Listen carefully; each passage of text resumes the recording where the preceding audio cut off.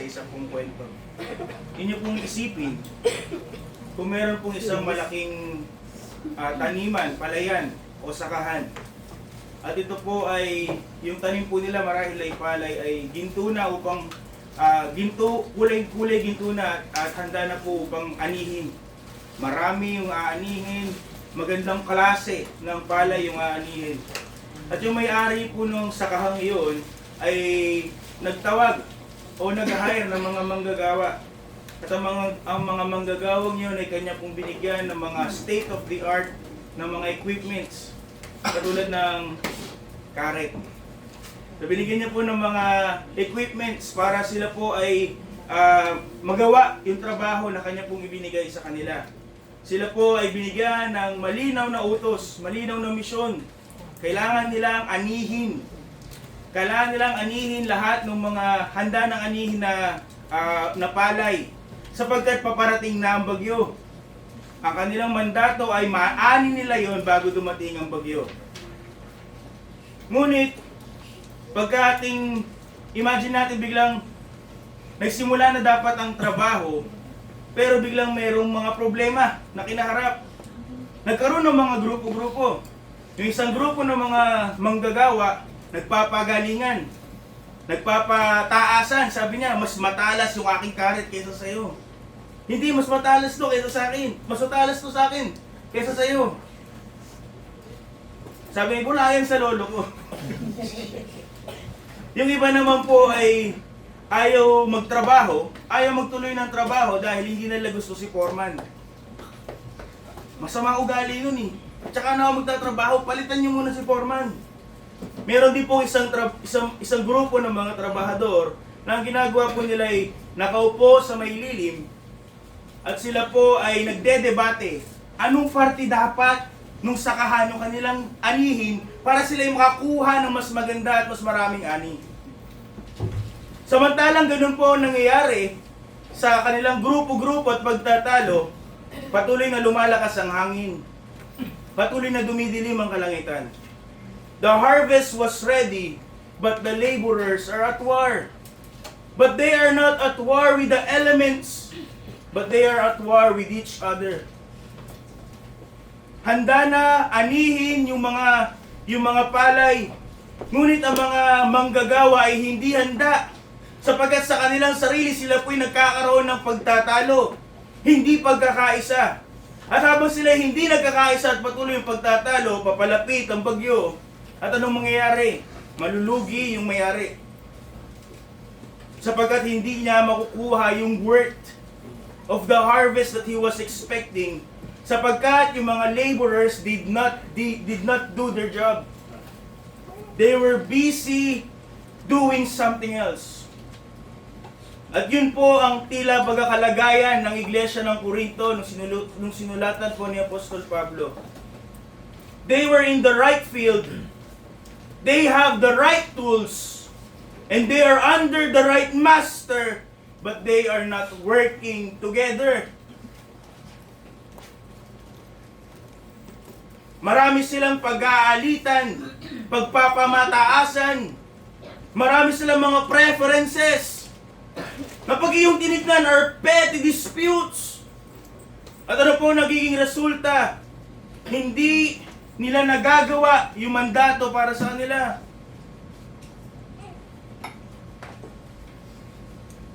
They were into their petty disputes but they forget the sacred partnership of the harvest. And this is a reminder, a warning to us. Ganito po ba ang kalagayan natin? And this morning, we are to be reminded that we are laborers together with God. At yun po ang title ng ating mensahe sa umagang ito. Tayo po ay mga laborers, mga manggagawa, kasama ng Diyos. Laborers together with God. So una po, let us see the privilege of our partnership. First, let us see the privilege of our partnership. Pag tayo'y sinabihan na katrabaho ko si Bill Gates, di ba napakalaking pribilehiyo nun? Kahit ang totoo ay kakilala lang siya, nakakilala mo. But what more? Kung ang pinagtatrabahuhan mo, ang may-ari nung gawain ay ang hari ng mga hari. At ang Diyos lang sang sinukob. And this is the privilege that we have. We are not just laborers, but we are laborers together with God. Ito po hindi isang description, but rather it is our identity. Tayo po ay mga co-workers with God. Tayo po, again, our co-workers, ibig sabihin, hindi po tayo nanonood lang. Hindi po tayo nasa isang tabi lang at walang ginagawa. We are co-workers, ibig sabihin, hindi po tayo may sarili nating agenda in the field. We are not independent agents doing the work of God at a distance. Ano po ang description ng Apostol Pablo? We are laborers together with God. We are brought near, brought in, and brought into the active participation in what He Himself is doing. Again, ang gawain, ang ministeryo, sa Diyos po yan. Amen. Walang magsasabi na ministeryo ko yan. Kaya lahat po ng mga ginagawa natin sa iglesia and whatever that we have is but a stewardship, including our ministries. Kaya ang gawain ito, hindi po natin sasabihin gawain namin sa Paranaque. Sapagkat ito po'y gawain ng Diyos. Hindi niya lang ito pagmamayari, siya rin po'y gumagawa. Siya po ang kapangyarihan niya po ang ginagamit upang pairalin, upang patuloy na palakarin ang iglesyang ito. That's what it meant. Ngunit ano po ang kagandahan dito? Ano po ang kamangha-mangha sa pangalang ito? Ang Diyos, sabi po ni Isaiah, who fainted not, neither is weary. Hindi nang nanlulupaypay at hindi napapagod. Ang Diyos na dinescribe po ng writer ng Hebrews as someone who is upholding all things by the word of His power, ay Kanya pong pinili na tayo po ay ibilang sa Kanya pong gawain, sa Kanya pong ministeryo. Tayo po ay Kanyang pinagkatiwalaan to be involved in His ministry. Magkaintindihan po tayo, hindi po dahil yung siya po ay may pangangailangan o kulang ang kanyang lakas o kailangan niya ng tulong. But it is all because of His grace sa kanyang biyaya na Kanya po tayong binigyan ng pribilehiyo upang maglingkod sa kanyang gawain. Amen. This is not a partnership born out of necessity. Bakit ka nandito? Dahil mapagbigay lang ang Diyos. Amen. Binibigyan tayo ng pagkakataon na maglingkod sa kanyang gawain at maglingkod para sa Kanya.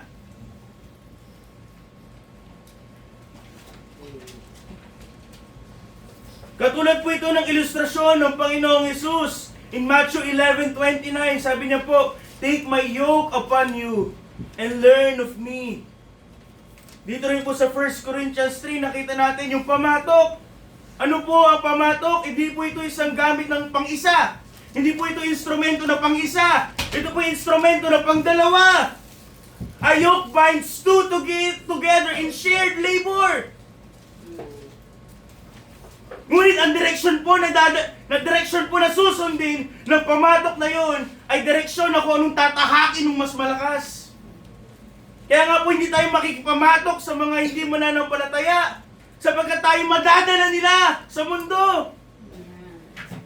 But if we are yoked together with Christ, all we have to do is follow His direction. To be yoked with Christ is to move where He moves, to follow where He leads, and to labor under His authority. Pinaalalahanan po tayo ni Apostol Pablo in Philippians chapter 2 verse 13. It is God which worketh in you both to will and to do of His good pleasure. Pwedeng palabas po sa Tagalog, di kundi. Philippians 2:13. Sapagkat Diyos ang gumagawa sa inyo maging sa pagnanasa at sa paggawa ayon sa kanyang mabuting kalooban. Ano po ang ibig sabihin? Even our willingness to work and even the strength, the work itself, ang Diyos po ang source nun. It is God who sustains it. Hindi ito mula sa ating sarili, bagkus lahat ay galing sa Kanya. Baka sasabihin, napakahirap naman po niyan. Si Apostol nagsabi yan, baka sa mga apostol lang yan. O sa mga pastor, mga deacon, sa mga leaders lang yan. Ngunit napakalinaw po ng pagkasabi ng Apostol Pablo. Ang kanyang sinusulatan po ay iglesia na may iba't ibang roles. May deacons, mayroong mga pastors, at iba-ibang mga roles. At kanya pong kinakausap lahat. Ano po ang ginamit niya na pronoun? Ano po ang ginamit niya na pronoun? We. Tayo. Hindi niya po sinabi kami ay mga manggagawang magkasama. Hindi niya sinabi ako. But rather, tayo. This is not an isolated calling. Kung ikaw ay mananampalataya at parte ka ng iglesyang ito'y tanawagan sa iyo. Ito'y pangalan mo rin. The same verse that joins us to God also joins us to one another. We are laborers together. Not apart, not against each other, but together. At kung yun po sinabi ng Apostol Pablo, then there is no room for independence. Hindi pwede may sarili kang diskarte. Hindi pwede may pag-aalitan, may pag-aaway, may tagisan. Bakit po sinasabi ng Apostol Pablo ito? Sapagkat may divisyon sa iglesia. At ano po ang kanyang rebuke? Ano ang kanyang paalala? Lahat kayo'y manggagawa. Magkamanggagawa. Kasama kapag kayo'y nagkakaisa. Lahat kayo'y manggagawa lang ni Kristo, ng Diyos. Ito yung sagot niya sa mga nagsasabing ako'y kay Pablo, kay Apollos, o yung iba pa mga nagsasabing ako'y kay Kristo. Na hindi naman po talaga totoo, bagkus pagiging hipokrito lamang. And his answer was simple. Ano man ang kalagayan mo, ano man ang iyong role in the church, we are all just workers in the same field, serving under the same master. Amen. Lahat tayo ay manggagawa lamang sa iisang lugar, sa iisang field, sabi. And we are serving under the same master. Ano pong ibig sabihin? Again, wala pong mas mataas, walang mas mababa. Sa harap ng Panginoon, sa kanya pong sa kanyang field, lahat po tayo ay pantay-pantay. May iba-ibang role, pero sa kanyang harap, pantay-pantay, lahat po ay manggagawa. There are different roles, there are different assignments. Ngunit isa po ang trabaho, isa po ang Panginoon, at isa po ang misyon. Sabi po sa Ecclesiastes 4:9, two are better than one, because they have a good reward for their labor. Two are better than one. Ano po? Nasaan po nakukuha yung lakas? Hindi sa kalakasan ng bawat isa, sa kanilang, na kaya nilang i-produce, kaya nilang ibigay, bagkus sa kanila pong unity. The strength of the work is not found in isolated effort. Kahit pakakagaling natin bawat isa, kung hindi po tayo nagkakaisa, wala din. Nasaan po ang kalakasan ng iglesia at ng gawain ng Diyos? Nasa unity ng iglesia, ng bawat mga manggagawa. Katulad po ng pinost ni Pastor kahapon, the strength of the church is not in number, but in unity. Amen. At kung ating nauunawaan na ang gawain ay sa Diyos, at tayo manggagawa ng Diyos, then there should be no passivity. Walang magiging passive. Walang magiging tatamad-tamad. If we are laborers together with God, hindi pwedeng isa kang manggagawa ng Diyos na tamad. Hindi yung pwedeng itabi sa'yo. Hindi yung pwedeng ipangalan sa'yo. Ang biyayang ating natanggap ang biyayang pagliligtas na ating natanggap does not lead to idleness. It leads to engagement. Again, ano po sabi ng Apostol Pablo kay Tito sa Titus 2:11-12?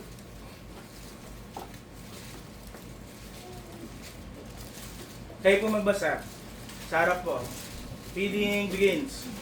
For the grace of God that bringeth salvation hath appeared to all men, teaching us that in our life godliness and worldly lust we should live soberly, righteously, and godly in this present world. Hindi pwedeng sasabihin mo ligtas ka tapos okay ka na. Kahit hindi ka na maglingkod, kahit taga-butas ka lang ng silya, o kahit taga-online, magjo-join ka na lang sa online. Kung sabi po ni Apostol Pablo, yung kaligtasan na yung tinanggap, na nagdudulot yung biyaya na yung natanggap na nagdudulot ng kaligtasan, it teaches us to deny ungodliness and worldly lust. That it teaches us to live soberly and righteously and godly. Sinasabi po ng Apostol Pablo na ang tunay na biyayang nagliligtas, it also trains us to live actively and righteously in this present world. Hindi pwedeng ligtas ka pero hindi ka naglilingkod. Hindi pwedeng ligtas ka pero hindi ka nagbabago. Walang passive participation sa gawain ng Diyos. Wala ka mababasa na passive participation sa Biblia hinggil sa gawain ng Diyos. Walang nakatingin lang. Walang audience. Walang tamad na banal sa kaharian ng Diyos. Katulad po na sinabi ni John Calvin, we are not saved by good works, but we are saved unto good works. Hindi nakakaligtas ang iyong gawa, kahit gaano kabuti pa yan, ngunit hindi mo sasabing ligtas ka, but you are not working. You are not serving. Walang ebidensya sa buhay. Kung tayo po'y tunay na Kristiyano, then, be glad. We have a glorious privilege. We are working for the King of Kings. Amen. You have no choice. The moment na tinanggap mo si Kristo, you were enlisted sa kanyang payroll. Amen. You are redeemed to be assigned in His work. Kung ikaw ay kay Kristo, dapat ikay nagtatrabaho sa kanyang gawain. Amen. And if we understand that, may kita natin na ito'y pribilehiyo that we are laborers together with God. Dapat natin ma-realize that every moment, every effort, every act of service ay para po sa something greater than ourselves. Amen. Yung ginagawa natin, na tila baga maliit na bagay, mas malaki pa yun kaysa sa atin kung ginagawa natin para sa Diyos. It is greater than ourselves. Ano po yun? Yun po ay gawain ng Diyos. The ongoing work of God in the world. At ano po ang disenyo ng Diyos? It is to be carried out sa pamamagitan ng kanyang mga manggagawa para sa kanyang kaluwalhatian. So next, notice with me mga kapatid, the priority of His purpose. The priority of His purpose. Again, we must be clear from the outset na although tawag natin dito ay partnership and that this is glorious, it is not a partnership of equals. Hindi porket tayo ay workers together with God, tayo ay kapantay ng Diyos. Tayo, we are equals. We are brothers and sisters. We are all workers, working on the same field, heeding the same calling, acting upon the same grace. But above all, mga kapatid, si Kristo ang pinakamataas. Si Kristo ang Panginoon.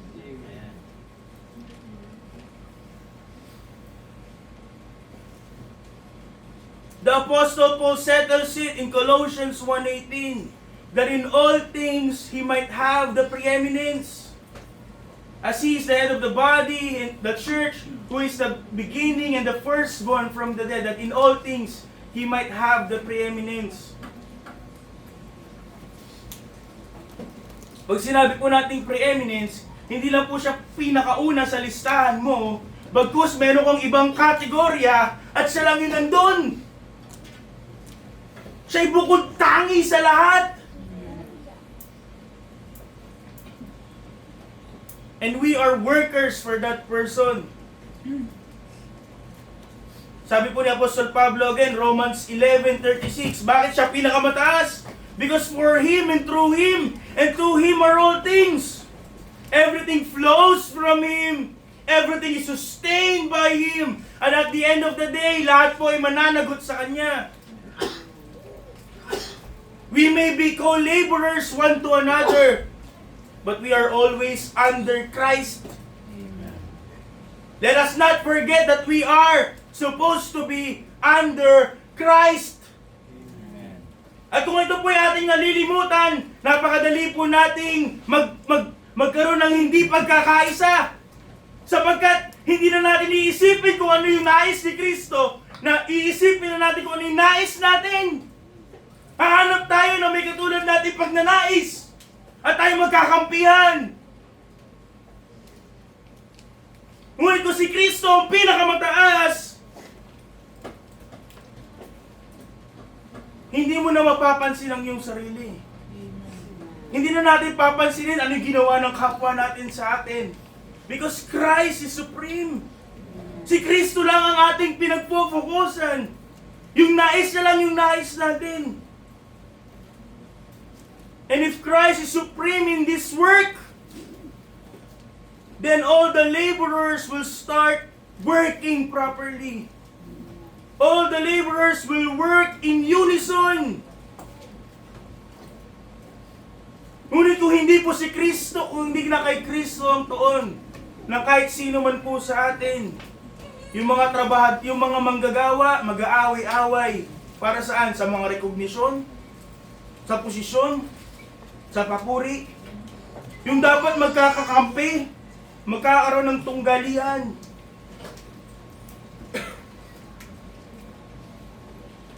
We are laborers together with Christ, and this was supposed to be a unified effort to glorify God. Ngunit kung hindi po si Kristo ang focus ng ating paggawa, magkakaroon po ng competition for recognition. Ano bang recognition ng tao? And for control. For praise. Ano ba yung mga yun? But because mali po yung ating, marahil dahil mali ang ating focus, nagkakaroon po ng division. Mali yung ating prioridad, nagkakaroon po ng division. And with such mindset, kung hindi si Kristo, hindi sa Panginoong Jesucristo nakatuon, napakadali po natin mahulog. Napakadali po natin mahulog sa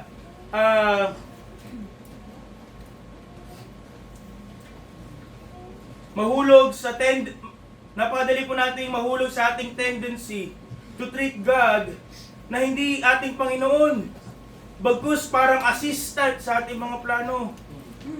Kung hindi po si Kristo ang ating focus, napakadali po natin ilagay ang Panginoon sa isang mababang alagayan at itrato siya na para bang assistant sa kung anong plano natin para sa gawain ng Diyos. If we don't have the right view of God and view of Christ, ano po ang gagawin natin? Tayo mag-iisip ng idea. Tayo ang mag-organize ng mga strategiya. Tayo ang magsasabi kung anong direksyon. At pag ating nalinis na, tsaka tayo mananalangin at ihiling tayo ng blessing mula sa Panginoon. Panginoon, i-bless mo po itong gawain na ito. Ngunit kaninong gawain yon? Kaninong plano yon?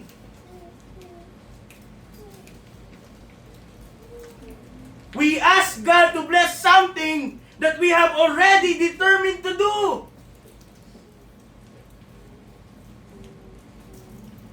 Ngunit hindi po dapat ganoon ang gawain ng Diyos.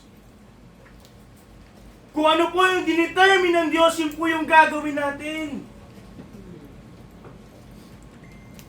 The Holy Spirit through the Apostle Paul will not allow such thinking. We are laborers together with God. Ano po? Laborers together with God. Hindi po God is laborer with us, laboring with us. Tayo po ay manggagawa sa Kanya, with Him. Hindi po siya manggagawa kasama natin. Ano pong ibig sabihin? Hindi po tayo ang nag-invite sa Panginoon to work. What it means is that we are summoned sa Kanya pong gawain. We are laborers together with Him, not He with us.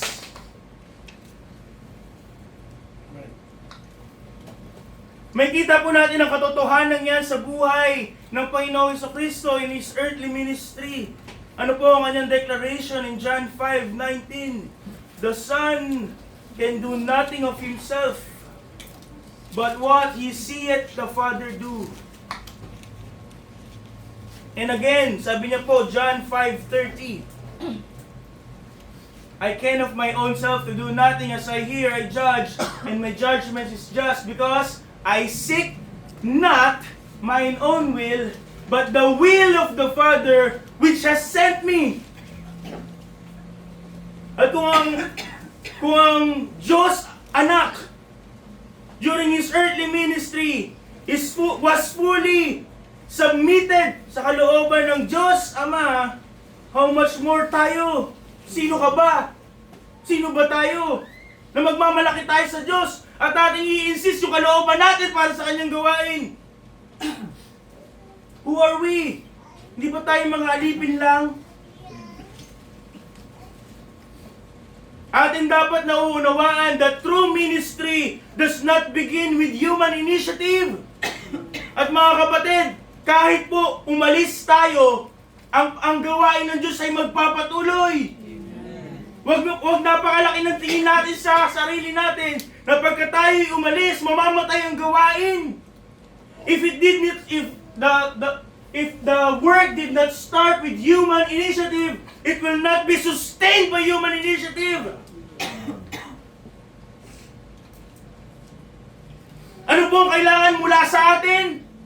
Ang kailangan po sa atin magpakumbaba, magpasakop sa kalooban ng may-ari ng gawain.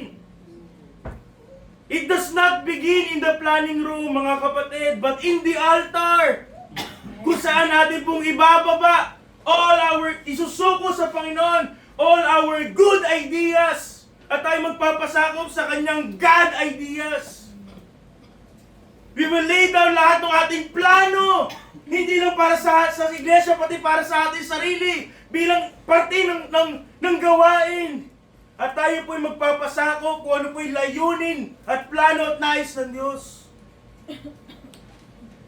Katulad ng kinote ni Preacher Ivan last Friday, in Proverbs 3:5-6, trust in the Lord with all thine heart, and lean not into thine own understanding.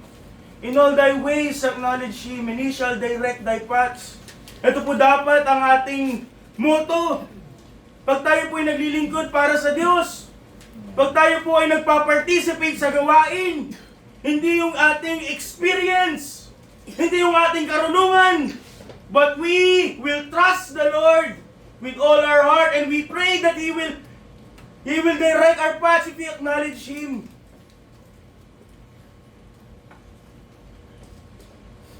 Mga kapatid, we must never fail to understand na hindi tayo arkitekto ng gawain ito. Hindi tayo nagdisenyo ng gawain ito. Hindi tayo nagpapalago ng gawain ito.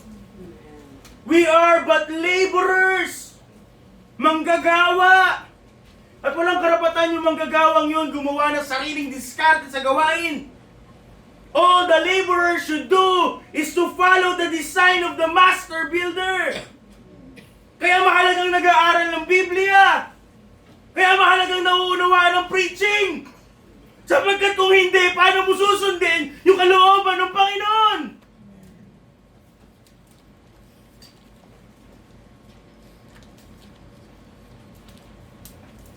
At kung ang lahat po ay nakatuon kay Kristo, mabalik tayo.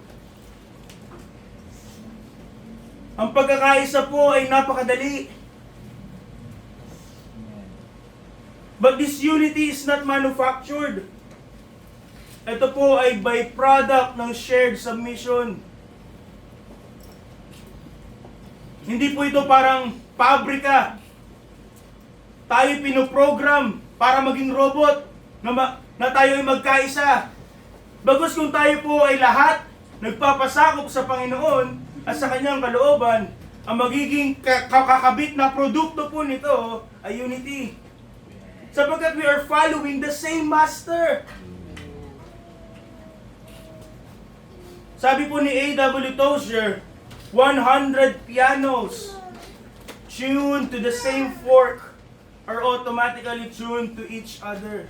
Ang sabi niya po, kung may isang virtuoso at meron po siyang pangtono ng piano at tinono niya po yung 100 piano, hindi po kailangan mag-usap-usap ng mga piano. Ito ba si Mo? Middle si Mo? Sasabihin niya, oh sige, adjust, hindi. Because they have the same person who tuned them using the same tune. Lahat po sila are, pagka po pinagtugtog sabay-sabay, they will sound harmoniously. Sila po ay magkakaparehas ng tono. Because they were tuned by the same person, and they were tuned by the same device. Ganyan din po sa iglesia. When our hearts are tuned by the Holy Spirit, saan po? Sa Panginoong Jesus, they will inevitably be tuned to one another. Sasabihin mo, namatay si Kristo para din sa kapatid ko. Kahit na masama ang ugali niya. Masama din ang ugali ko. Parehas tayo, hindi naman karapat dapat na mahalin ni Kristo, pero minahal tayo ni Kristo. Anong karapatan ko makipag-alitan sa iyo? Anong karapatan ko makipagtalo sa iyo? Maging hadlang sa gawain.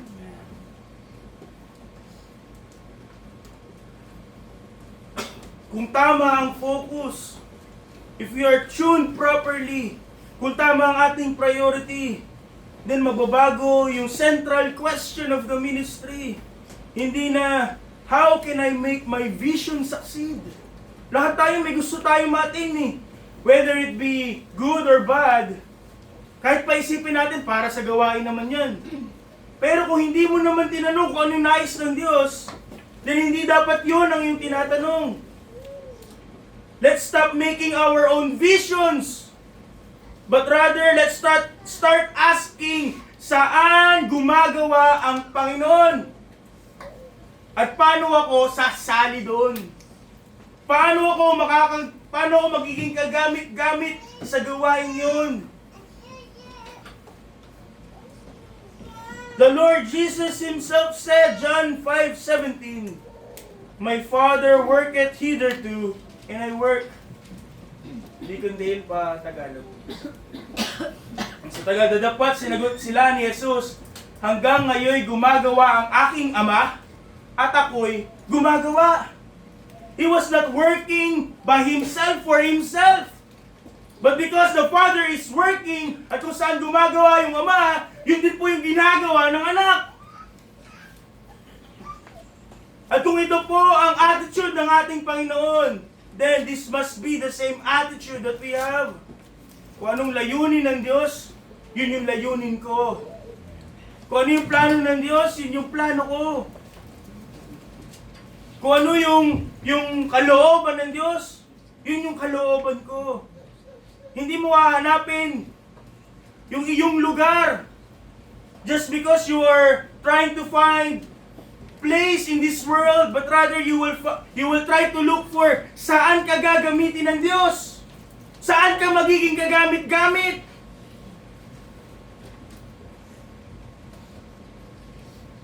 Magkakaroon lang po ng pagkakaisa kung tayo po ay hindi nakatingin sa isa't isa, bagkus tayo po ay magkakaisang tumingin sa Panginoon. Ulitin ko po, magkakaroon lang po ng pagkakaisa kung hindi po tayo nakatingin sa isa't isa, bagkus tayo po ay nagkakaisang tumingin sa Panginoong Hesus. As the psalmist declares in Psalm 115:1, not unto us, O Lord, not unto us, but unto thy name give glory, for thy mercy and for thy truth's sake.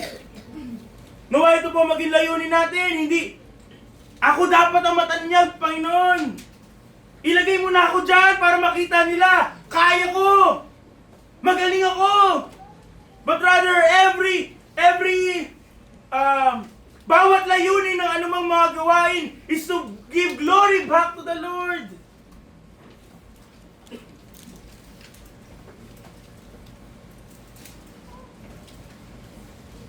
What must be the purpose? What must be the priority of the work of God? Is the will of God. Plain and simple. Next po mga kapatid, the peril of our partisanship. The peril of our partisanship. Naunawaan natin na ang tagumpay ng gawain ay never nakasalalay sa atin. Wala tayong parte ni Katiting sa success ng gawain. Walang magsasabi that we are essential for this work to succeed. We are essential. Sapagkat ang totoo po, lahat tayo dispensable. Walang hindi kayang palitan. Hindi po ba nung na-hospital si Sarah para mga anak, may choir pa din? Meron pa rin general choir? Sapagkat hindi po ako indispensable. Hindi po ako essential to this work. Ang Diyos lamang po ang essential for His work. Kaya dapat walang magmamalaki sa atin na napakalaki na ng ating parte sa gawain na pag tayo umalis, mamamatayan. Sapagkat ang katotohanan ay kayang-kayang palitan ang bawat isa sa atin ng Diyos ng mas mahusay. Hindi naman talaga tayo mahuhusay. Bagkus tayo binigyan lamang ng pagkakataon upang maglingkod sa Diyos. So we have settled that the success of the work of God is not dependent upon us, but it rests ultimately and solely upon God. Sinabi rin po ni Apostol Pablo sa ating pong chapter, in verse 7, so then neither is he that planted anything, neither he that watered, but God that giveth the increase. Ang paglago, ang pagbunga, ang kapangyarihan na pwede pong gamitin at makita sa isang gawain, lahat po yun ay galing sa Diyos.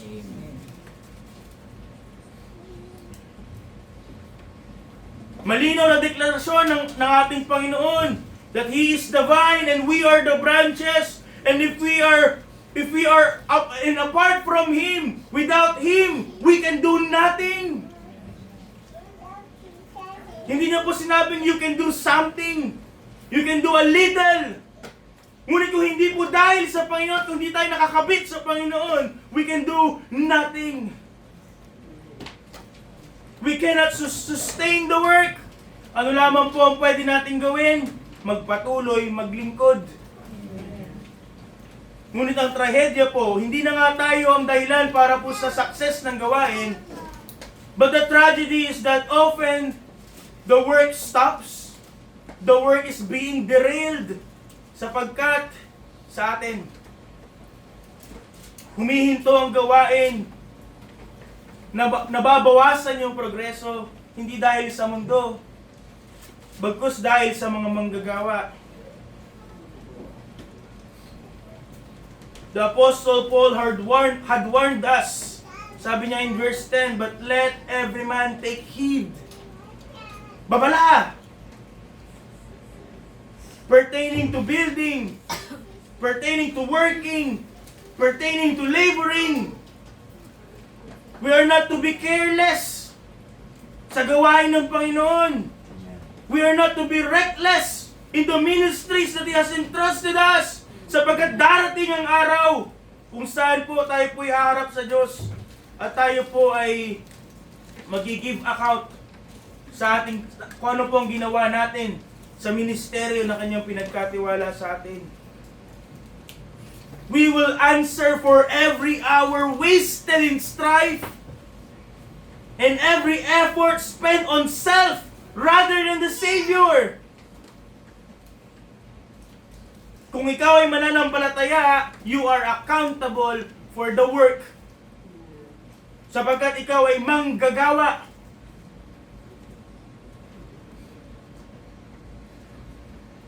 Haharap tayo sa Diyos at ating ipagsusulit yung ating ginawa. Have we done the work properly?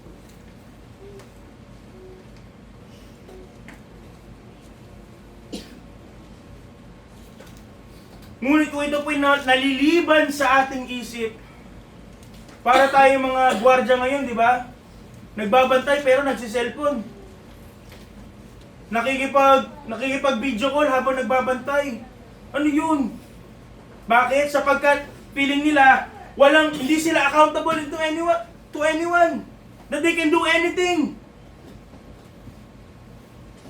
Pero pagdating ng kanila pong end ng probation, sasabihin nung may-ari ng kumpanya o kaya naman ng supervisor niya, hindi ka tanggap yung ginawa mo. Ganon din po tayo. Marahil feeling natin, natatakasan natin, nadadaya natin ang Panginoon. But one day, tayo po ihaharap sa Kanya. And we will give account to what we did. And how we did with His work. At kung hindi po natin yun iniisip, napakadali po sa atin na alisin niya ang ating focus from God to ourselves. At kung mangyayari po yun, division inevitably follows. Nagkakaroon po ng partisanship. Nagkakaroon po ng parang political party. Political party ng Duterte. Political party ng minority. Political party ni BBM. Parang ganun.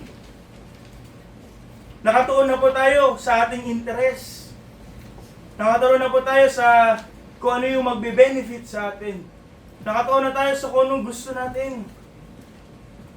Partisanship is the attempt to build a private room on one foundation that belongs only to Christ.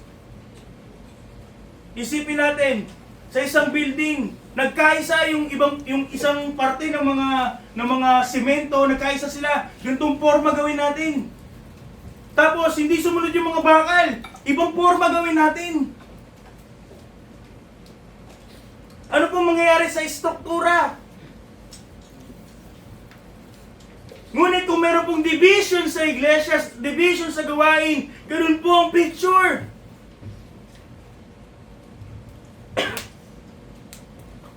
Nagkakanya-kanya.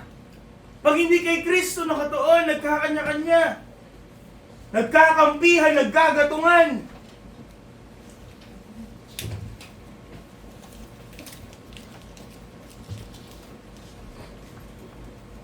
Apostle Paul settles the matter of our unity in verse 11. Chapter 3, verse 11. For other foundation can no man lay than that is laid, which is Jesus Christ. Si Kristo ang pundasyon. At kung siya ang pundasyon, siya ang masusunod.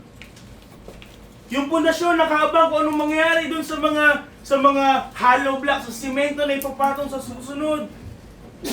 Kung hindi nakahanda yung pundasyon for third floor, hindi gagawa ng third floor.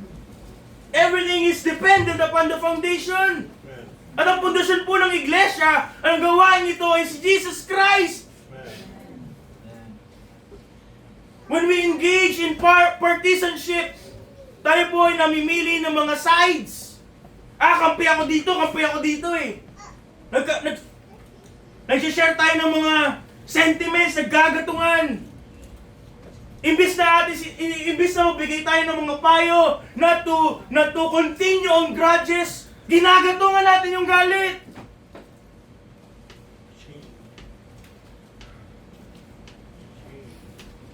Nagiging sarili ang focus. Gusto ko, makita niya, ako ay sa kanya. Gusto ko malakas ako sa kanya. At kung gano'n po ang ginagawa natin sa iglesyang ito, palitan nyo na yung pangalan ng iglesyang to. Ilagay nyo ang pangalan nyo. Sapagkat essentially, kung tayo nagkakagrupo-grupo, gano'n po yung ginagawa natin. Pinapalitan natin yung pangalan ng building. Pinapalitan natin yung pangalan ng church. As Charles Spurgeon once warned, Satan always hates Christian fellowship. It is his policy to keep Christians apart. At hindi niya po kailangan paghiwa-hiwalayin ang mga Kristiyano sa pamamagitan ng paghihiwalay-hiwalay na upuan. Hindi niya kailangan magbigay ng pandemic ulit para lahat tayo nasa tahanan. Maaari tayo nakaupo, magkakatabi, ngunit may division.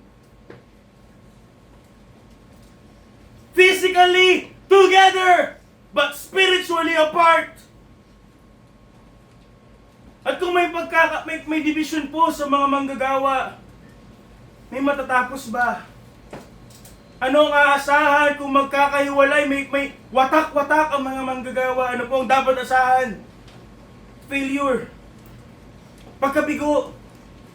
Huwag tayong aasa ng success kung tayo po ay may division. Sapagkat failure ang expectation if there is but one inch of division in this church. Bakit nagkakaroon ng pag-aalitan, ng conflict? Sapagkat hindi na yung desire of God ang inuuna. Ano na po ang pinagbibigyan ng pansin? Personal desires. Kailangan yung gusto ko. Yung gusto natin hindi po pare-parehas eh. Minsan pa nga po magkakasalungat. Paano natin yung gagawin? Lahat tayo may ambisyon. Paano kung yung ambisyon natin ay magbabanggaan sa isa't isa?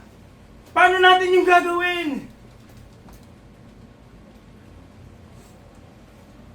Division, mga kapatid, is often nothing more than multiple people attempting to build separate kingdoms on the same foundation. Mga manggagawa sa iisang pundasyon, may gustong gawin iba-iba. Iba't ibang klaseng bahay, iba't ibang klaseng struktura.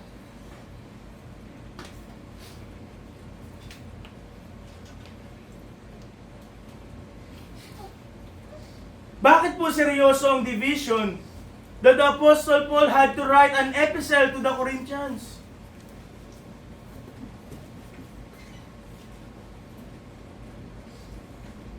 Because the Apostle Paul warned them and warned us in verse 12 that the fire of God's judgment will come one day to try every man's work.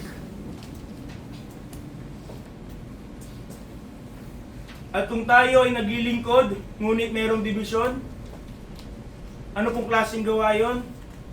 Kahoy, dayami, madaling masupok. At pag dinarang sa apoy, masusunog.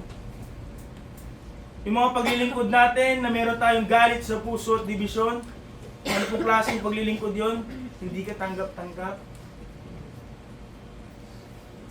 Ipagmamalaki natin sa langit, Panginoon, simula foundation ng church na to, nandun ako, naglilingkod ako. Ngunit gaano karami doon? Have we done under Christ? Have we really done for Christ? Ilan sa mga gawa natin pagdating ng panahong iyon ang masusunog? Ilan sa atin ang iyak sapagkat may malaking kalugihan. That's why division is a serious thing. Naglilingkod na lang din eh. Ba't di pa maglingkod na maayos?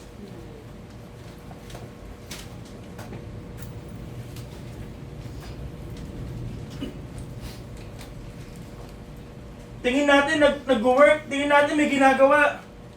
Pero alam ng Diyos yung totoo.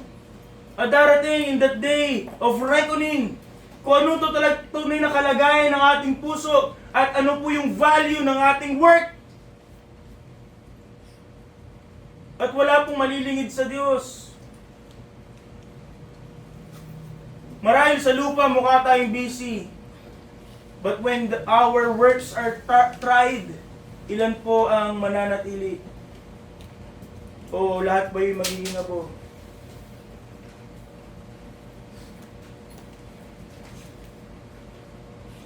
The work of God is sacred and holy. It is important. So if ever makakita po tayo na maliit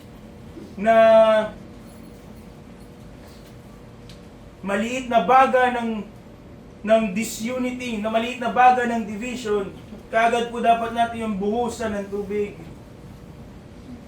We must deal urgently with the cancer of division. Paggugrupo-grupo, whether it be through preferences in leadership, katulad po ng mga binanggit ni Apostol Pablo, or whether it be because of jealousy over spiritual gifts. If we are involved in partisanship, atin pong sinasabotahe ang gawain ng Diyos.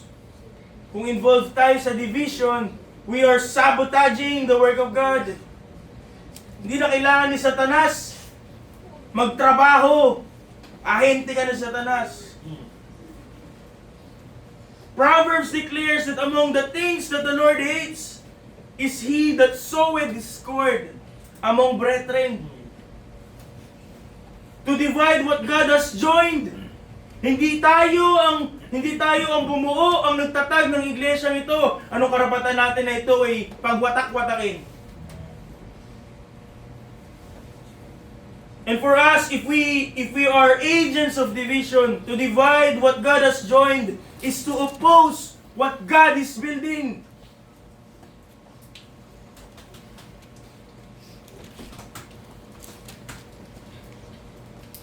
Pag may paggugrupo-grupo, hindi po yun maturity. Yun po ay ebidensya ng carnality. Ano po ang sabi ni Apostol Pablo? 1 Corinthians 3, verse 3. Kayo po magbasa. Ito po sa harap. Reading begins. We are not carnal, for whereas there is among you envying, and strife, and divisions, are ye not carnal, Sa Tagalog. as men? Sa Tagalog. Basa po ulit. Reading begins. Sapagkat kayo'y mga salamanta, sapagkat samantalang sa inyo'y may mga paninibugo at mga matatalan, hindi ba kayo'y mga salaman, at kayo'y nagsisilakan ayon sa kaugalian ng mga tao. If there is division in the church, ano po ang sabi ni Apostol Pablo? Umaakto kayo na nasa laman para kayong mga hindi ligtas, sabi niya. Hindi dapat yan nakikita sa iglesia ng Diyos.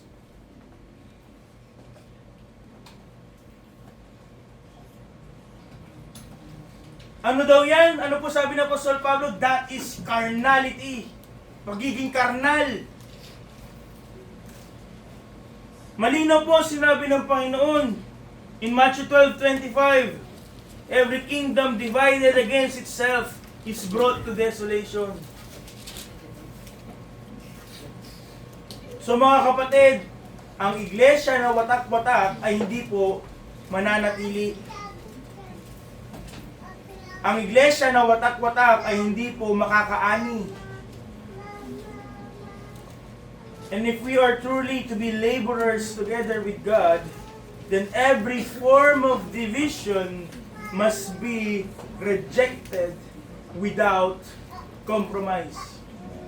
kung tayo po tunay na mga magkasamang mga manggagawa kasama ng Panginoon, lahat na uri ng dibisyon ay hindi dapat tinatanggap, itinataboy dapat, at wala dapat pakikipagkompromiso.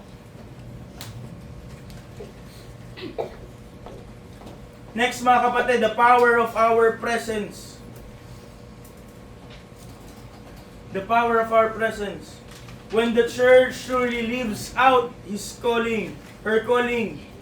Kung ang iglesia po ay tunay na mumuhay bilang mga laborers together with God, then therefore mga kapatid, if we want to be laborers together with God, then therefore we are laborers together with one another. Magkakasamang gumagawa, not laboring one against the other. At kung ganun po ang katayuan ng isang iglesia, the result is nothing short of supernatural. It is not merely organizational success or visible activity. Kung yun po ang kalagayan ng ating iglesia, the divine power is on display through unified people. Pag ang bayan, ang mga manggagawa, ang mga alagad ng Diyos ay nagkakaisa, kanya pong ipinapamalas yung kanya pong makapangyarihang kamay. Ganun po ang nangyari sa Acts 2 verse 1. In Acts 2 verse 1, may kita po natin doon, ang sabi po doon, they are in the same room with the same spirit. Hindi sapat na magkakasama in the same room. Paano pa kung wala ka dito? Ngunit hindi po sapat to be in the same room. There has to be one spirit, one accord. They are in one accord, in one place. Ano po ibig sabihin ng accord? One accord. Ibig sabihin po, meron po silang iisang layunin. Iisang nais. At kinakailangan po yun, kung nais po natin magkaisa ang iglesia.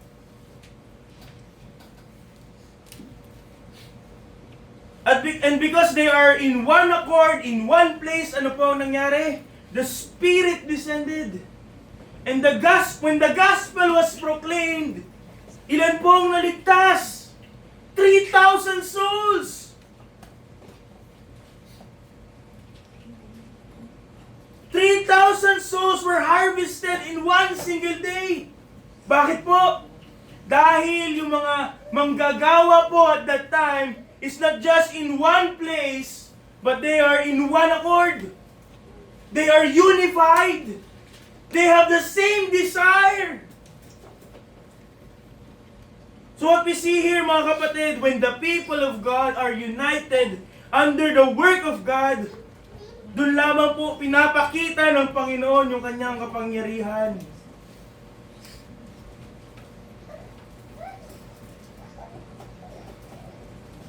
The psalmist captured this principle in Psalm 133 verses 1 to 3.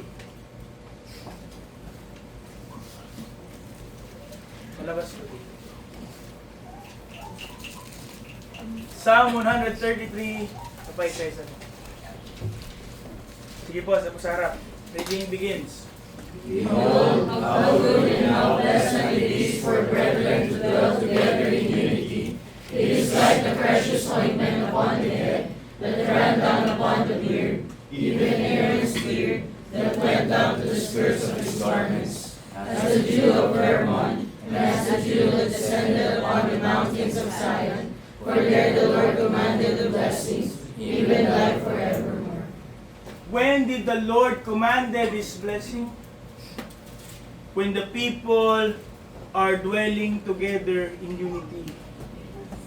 When brethren are dwelling together in unity. We want blessing, then be united. Let us be united. We want God to bless this church, then let us be united. Sabi po ni A.W. Tozer, again, God is not looking for better methods.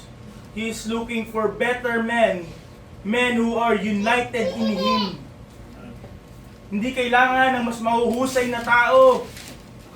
God is looking for better men. Ano klaseng better yon? Hindi mas mahusay, mas magaling, mas matalino, but men who are united in Him. Nagkakaisa sa Kanya. Hindi naman po porket sinabi nagkakaisa, wala nang differences. But real unity comes even though there are differences. There are disagreements. Kaya nga po ang unity natin ay hindi sa isa't isa, bagkus sa Diyos. Because we are united in God, in what He says. When the church labors together in unity, meron po several powerful results ang ating pong makikita. Ilan lamang po ito. First, the weakness of the church becomes undeniable. Sabi po ng Panginoon in John 17:21, that they all may be one. John 17:21, that they all may be one as thou, Father, art in me, and I in thee, that they also may be one in us. One, ibig sabihin, unity, pagkakaisa, that the world may believe that thou hast sent me. Kung nagkakaisa ang iglesia, maniniwala, makikita ng mundo that Christ was sent by the Father. Our witness will be undeniable. Kung meron tayong alitan, sinasabi pa natin sa mga unbeliever natin, mga mahal sa buhay, paano natin sila maaakay sa Panginoon?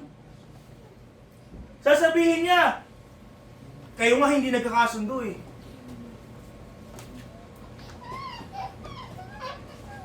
When people who are of different background, with different personality, at may iba't ibang mga gifts, kung ang mga taong ito, though different, love one another, and labor together, ano pong makikita ng mundo, ang kamay ng Panginoon ay gumagawa. Secondly, unity transforms our effort into effectiveness. Sabi po ng mga ngaral in Ecclesiastes 4:12, and if one prevail against him, two shall withstand him, and a threefold cord is not quickly broken. Pag mag-isa ang manggagawa, mahirap. Magagapi. Ngunit kung sama-sama, parang walis ting-ting, di po ba? Yung example ko lagi ng ating pastor, pag walis ting-ting mag-isa, walang mawawalis, walang magagawa. Kahit gano'n pa karaming effort ang gawin ng isang ting-ting na yun, wala siyang mawawalis. Ngunit kung tayo po'y pinagbuklod ng Diyos, magkakaisa dahil sa Diyos, then yung mga ting-ting na walang silbi, pag pinagsama-sama, bound by God, then the work will be effective. The work will be efficient. That's why there has to be striving together. Hindi striving against each other. Yun po yung sinabi ni Apostol Pablo in Philippians 1:27. Ano po yung ibig sabihin ng striving? Ito po yung athletic term. Kung saan po, yung grupo, isang team, they move with a single pulse and a shared stride. Na para bang sila po ay pinrogram, na para sila yung robot, sabay-sabay silang gumagalaw. Basang-basa nila yung galaw ng bawat isa. Unity, mga kapatid, is the great eliminator of waste energy. Ang tagal na natin naglilingkod pero parang walang nangyayari. Ano po ang dahilan nun? Because there's division. And how do we resolve that? We have to have unity. We have to be united. Next, the presence of God is more deeply experienced. Ano po ang pangako ng Panginoon? In Matthew 18:20, for where 2 or 3 are gathered together in my name, there am I in the midst of them. Hindi po yan yung presensya na ng Panginoon na siya ay nasa lahat ng dako, sapagkat siya po ay nasa lahat ng dako. But rather, it is a special presence. It is a unique manifestation of His presence when His people gather in unity around His name. Next, the joy becomes the atmosphere of the church. In Acts 2:46, ano po ang description sa mga mananampalataya nagpapatuloy? They are not just in one accord, but they did eat their meat with gladness and singleness of heart. Hindi po natin sasabihin na wala silang problema, walang persecution, walang pagsubok. Mas mabigat yung inaharap nila sa atin. But how can they do that? How can they eat together with gladness? Because they are united. Paano sila nagiging maligaya sa kabila ng kahirapan? Because the church is united. And finally, God is glorified in a way that no individual effort could achieve. Amen. Ano po sabi ni Apostol Pablo in Romans 15 verse 6? That ye may be with one mind and one mouth, glorify God, even the Father of our Lord Jesus Christ. Marami, but one. To be united in mind and to be united in praising God. Ano pong naging result? Glorifying God.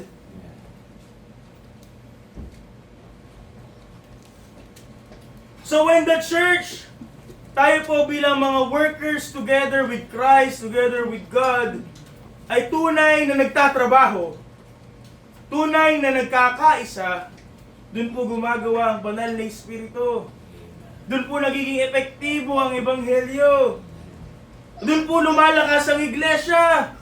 Dun po natin nilalabanan ng mundo. At dun po naluluwalhati ang Diyos.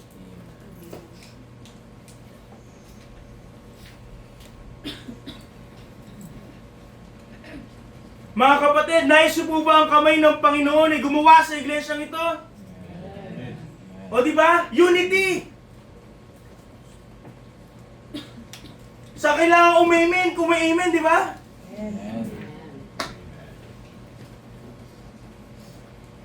And if we want to see God's hand upon this work, then we must labor together. Amen. Sa simpleng amen, pakita natin united tayo. Amen.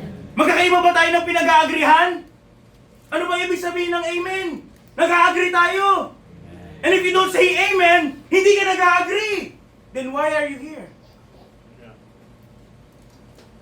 Simpleng amen, ipinapakita yung kalagayan ng iglesia. But if we want God's hand to be in this work, let us labor together. Amen. Let us be united with one heart, one mind, and one mission. Ano po yun? To glorify God and God alone. Amen. Lastly, mga kapatid, and this will serve as our conclusion, the practice of our perseverance. Ano po ang panawagan sa atin? Magpatuloy na maging mga magkamanggagawa. Magkaisa bilang mga magkamanggagawa. But to be co-laborers, we have to set aside our emotion. Hindi po tayo magiging effective co-laborers kung tayo ay magpapairal ng ating emosyon. To be effective co-laborers, it has to be sustained by daily, deliberate perseverance. Sabi po sa Ephesians 4:3. Ephesians 4:3. Okay po ulit, reading begins. Endeavoring to keep the unity of the Spirit in the bond of peace. Ano po ibig sabihin ng endeavoring? Nagtsatsaga. Nag-e-effort. Umaakto ka na para bang wala ng bukas. Gagawin mo yun intentionally. Hindi na kailangang utusan. You will do it with urgency. At ganun po ang kinakailangan na attitude if we want to be united. Because unity will not maintain itself. Hindi magkakaroon ng pagkakaisa kung tayo ay magkikibit-balikat lang sa isa't isa. Unity will not maintain itself. It must be guarded, mga kapatid. Iingatan yung pagkakaisa ng iglesia. Ito po'y pinaglalaban. At ito po ay dapat nating i-preserve at all cost. Ano po ang kabayaran ng unity. The cost is really personal. Very personal para sa bawat individual. For us to be united, tayo po dapat ay magpatawad sa kabila ng nais natin na wag. It means forgiving when your flesh wants to remember it. We ought to forgive one another even as Christ forgave us. We want to be united, then we have to set aside our pride. Philippians 2:3, in lowliness of mind, let each esteem other better than themselves. Ano po sabi? Sa pagpapakumbaba, iyong itataas yung iba, mas mataas kesa sa'yo. It means pressing on. Magpapatuloy kahit may hirap, kahit may sama ng loob, kahit tayo ay nasugatan, kahit na yung nasa paligid natin ng ating puso ay bumubulong, tumigil ka na. If we want to maintain unity, we have to press on.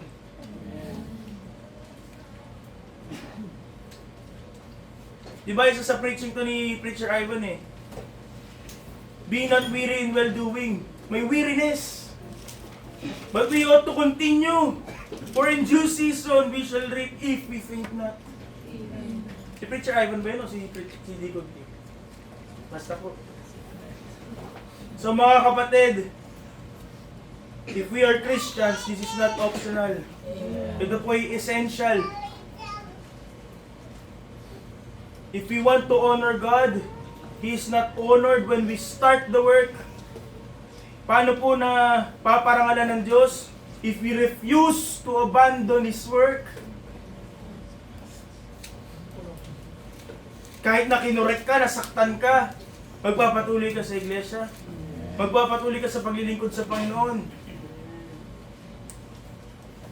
Kahit na hindi mo gusto yung kapatiran. O kahit may ginawang masama sa'yo. Kahit na malaki yung problema mo, magpapatuloy ka. That's how you honor God. Ngunit hindi lamang po, He is honored when we refuse to abandon the work. He is also honored when we refuse to abandon one another. Naluluwalhati ang Diyos kung hindi mo po susukuan yung kapatid mo. Hindi mo tatalikuran yung kapatid mo. Hindi mo tatalikuran yung iyong kamanggagawa. That's how we honor God. And until when will we do that? Hanggang matapos. Hanggang bumalik si Kristo, tayo bumalik sa Kanya. The harvest is too great. The time is too short. Upang ating gugulin ng ating oras, ang ating lakas sa mga maliliit na bagay. Maliliit na aalitan.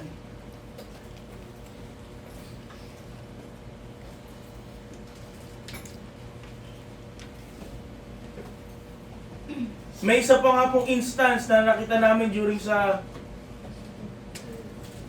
devotion ng young ladies in this book. Nasabi ni Apostol, nirebuke ni Apostol Pablo, mga magkakapatid sa iglesia, nagdemandahan. Anong sabi ni Apostol Pablo? Suffer not to be defrauded.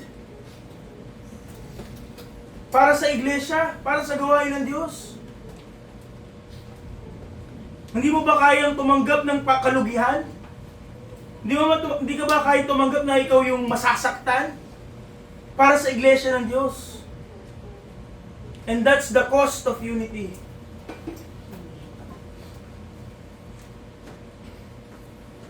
Because the harvest is too great and the time is too short upang gugulin po natin sa mga ganung pagkakataon. The Lord Himself warned, hindi sasabihin, say, 4 months, then the harvest cometh. Ano po sabi ng Panginoon? The harvest, the field are already white, ready for harvest.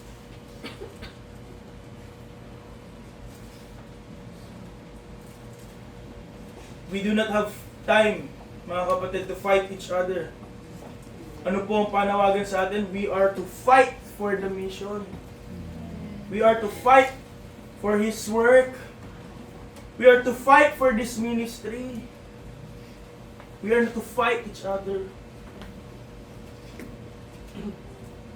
So mga kapatid, ang panawagan po sa atin is to put down our fist, ready to fight, and hold firmly the tools we use to work. Bumalik po tayo sa paglilingkod. Yung po maging focus natin, yung gawain. No man having his hands to the plow and looking back is fit for the kingdom of God. Tayo po ay mga manggagawa ng Panginoon. At meron po tayong misyon. Don't be distracted.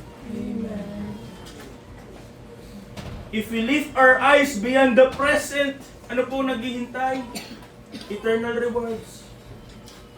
Knowing with certainty that your labor is not in vain in the Lord. Ilang mga questions, mga things to ponder na aking pong iiwan para po sa atin. If we be a people divided by, will we continue be, kung tayo po, people divided by preference? Or will be His people united by His purpose? Will we continue to protect our pride? Or we will pursue God's glory? Will we continue to compete with one another? Or will we co-labor together with God? Sabi po ni D.L. Moody, the world has yet to see what God will do with a man fully consecrated to Him. Hindi pa nakikita o hindi pa nakikita ng mundo yung kung anong magagawa na isang tao na nakatalaga sa Diyos, fully concentrated to Him. But imagine, not just one man, but a church.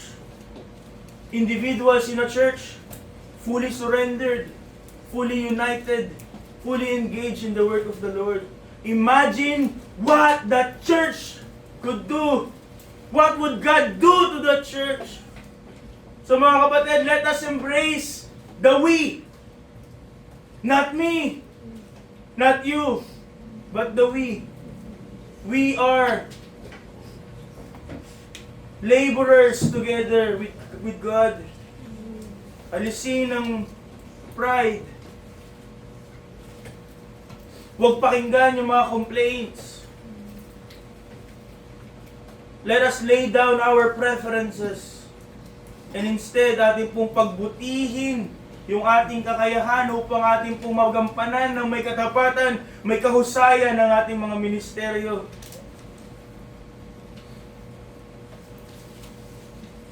Hindi tayo mga church attenders. We are enlisted in a mission. Hindi tayo mga naniniwala lamang, because we are workers together with the King of Kings. Nawa at the end of the time, people or Jesus will say to this church na tayo po ay hindi nagkakatipon-tipon dahil komportable. O kaya naman tayo nagkakatipon-tipon pero lagi tayong may alitan. Nawa, when we face God as a church, He will say that this church labored faithfully. That we stood shoulder to shoulder, heart to heart, mind to mind, until the work was done.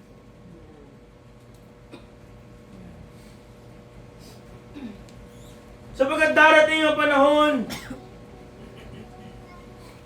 na tayo haharap sa Panginoon. And ano po? And He will reward our labor. And what kind of reward is that? Tayo po ba'y mga kabilang sa mga iiyak o magbubunyi? So when that time comes,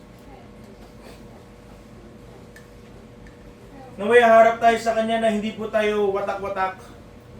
Hindi tayo harap sa Panginoon, nahihiya tayo sapagkat ang dami kabalbalan na ginawa ng iglesia. Ngunit hahanap tayo sa Kanya, haharap tayo sa Kanya, nagkakaisa, nagpapatuloy, at tapat. I hope at the end of the day, hindi lang basta yung pangalan ng iglesia ang matatandaan, but rather, people, more so God, will say that this church worked together with Him. Work together with Him for His glory alone. Mga kapatid, iglesia, tayo po ay laborers together with God. Are we living up to our need? Ito po ang salita ng Diyos. Amen. Tayo po ay tayo. Tayo po ay